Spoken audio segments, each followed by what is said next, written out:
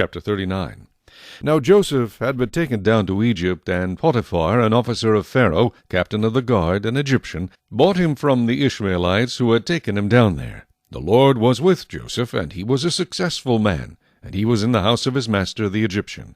And his master saw that the Lord was with him, and that the Lord made all he did to prosper in his hand.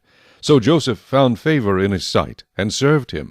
Then he made him overseer of his house, and all that he had he put under his authority. So it was from the time that he had made him overseer of his house, and all that he had, that the Lord blessed the Egyptian's house for Joseph's sake.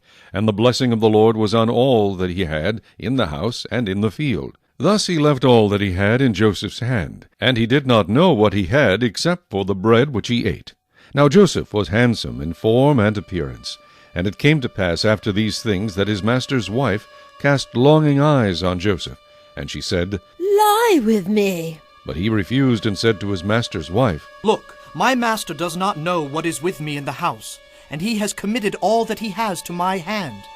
There is no one greater in this house than I, nor has he kept back anything from me but you, because you are his wife. How then can I do this great wickedness and sin against God?" So it was, as she spoke to Joseph day by day, that he did not heed her, to lie with her, or to be with her. But it happened about this time, when Joseph went into the house to do his work, and none of the men of the house was inside, that she caught him by his garment, saying, "Lie with me." But he left his garment in her hand, and fled and ran outside.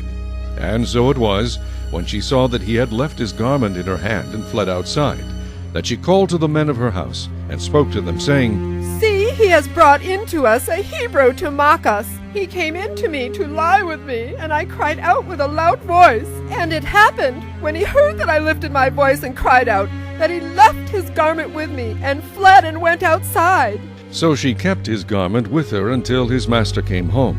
And she spoke to him with words like these, saying, "The Hebrew servant whom you brought to us came in to me to mock me. So it happened, as I lifted my voice and cried out, that he left his garment with me and fled outside."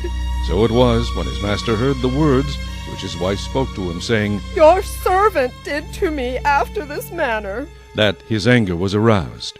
Then Joseph's master took him and put him into the prison, a place where the king's prisoners were confined, and he was there in the prison. But the Lord was with Joseph, and showed him mercy, and he gave him favor in the sight of the keeper of the prison. And the keeper of the prison committed to Joseph's hand all the prisoners who were in the prison. Whatever they did there, it was his doing.